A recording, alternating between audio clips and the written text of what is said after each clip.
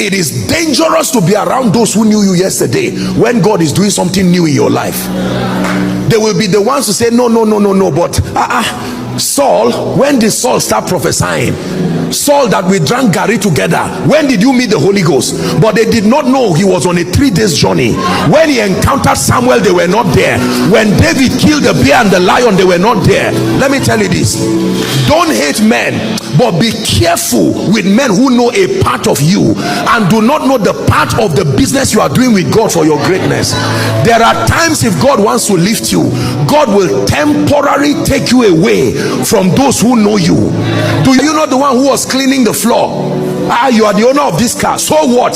The fact that you did not believe in me does not mean God did not believe in me. Carry your unbelief and go away with it.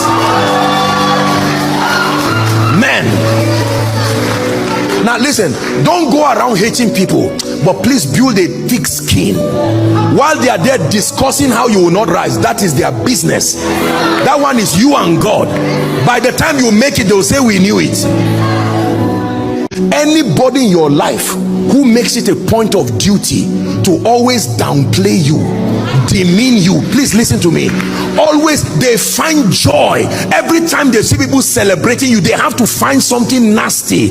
Love them, but receive grace tonight to cut away from them. Don't say we're in the same secondary school. So what? When you make it, you can come and lift them, but because you're on that journey, please leave them there. Hallelujah. They look at you while people are calling you Messiah. They say, can anything good come out of Nazareth?